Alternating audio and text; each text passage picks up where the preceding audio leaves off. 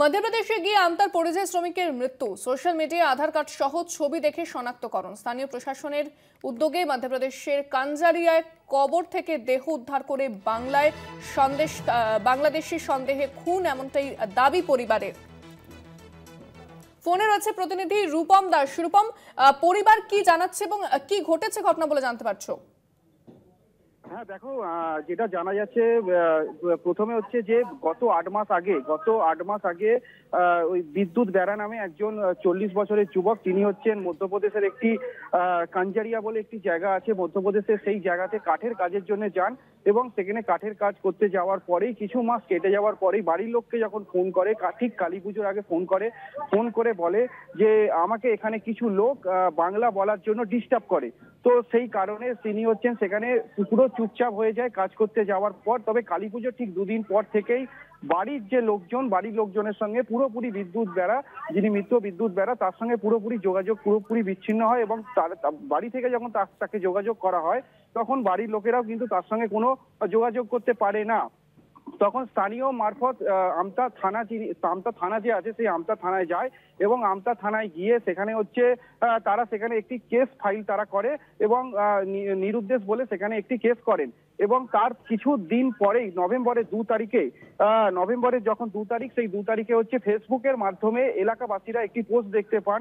সেই পোস্টে যেটা দেখা যায় যে মৃত বিদ্যুৎ বাবু তার বডি একটি রাস্তার ধারে পড়ে আছেন এবং তার সঙ্গে একটি ছবি, আধার কার্ডের একটা ছবি সঙ্গে কিন্তু পোস্ট হয়। সেই পোস্টটা দেখেই কিন্তু এলাকাবাসীরা সেই বিদ্যুৎ বেড়ার হচ্ছে তাকে চিহ্নিত করা হয় এবং চিহ্নিত করার পর তখন তারপরে আমতা থানাতে এলাকাবাসীরা যান এবং সেখান থেকে তারা সেই ছবিটা তারা দেখান এবং সেই সূত্র ধরেই গ্রামীণ জেলার যিনি এসপি আছেন সেই এসপি কিন্তু পূর্ণ সহযোগিতায় মধ্যপ্রদেশের ওই যে কাঞ্জারিয়া যে এলাকা সেই থানায় যোগাযোগ করেন এবং যোগাযোগ করার পর সেই বডিটাকে কিন্তু তারা যখন জানতে পারে যে বডিটা ময়নাতদন্ত করে মধ্যপ্রদেশের যে পুলিশ ময়নাতদন্ত করে সেই বডি কিন্তু মাটিতে পুঁতে দেওয়া হয়।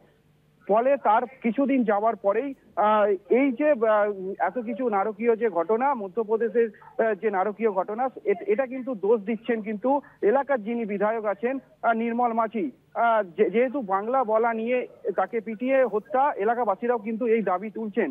পাশাপাশি একটা জিনিস তোমাকে জানিয়ে রাখবো, এই যে তাকে যে আনা হচ্ছে অ্যাম্বুলেন্সে করে কালকে গত সন্ধে তাকে যখন সেখান থেকে আনা হয়, সেই অ্যাম্বুলেন্সটার সহযোগিতাও কিন্তু মধ্যপ্রদেশের যে সরকার, তারা বিজেপি সরকার, তারা কিন্তু কোনো রকম সহযোগিতা করেননি বলে জানিয়েছেন কিন্তু এই এলাকাবাসীর লোকজন। তবে পুরোপুরি যে ঘটনা এবং যে বডি যে কালকে নিয়ে আসা হচ্ছে, পূর্ণ সহযোগিতা কিন্তু দিয়েছেন এলাকার যিনি বিধায়ক নির্মল মাঝি, তিনি কিন্তু পূর্ণ সহযোগিতা দিয়ে কিন্তু সেই বডিকে কিন্তু নিয়ে আসা হচ্ছে। ইতিমধ্যে আর কিছুক্ষণের মধ্যে সেই বডি কিন্তু চলে আসবে বলে জানা যাচ্ছে এলাকা সূত্রে।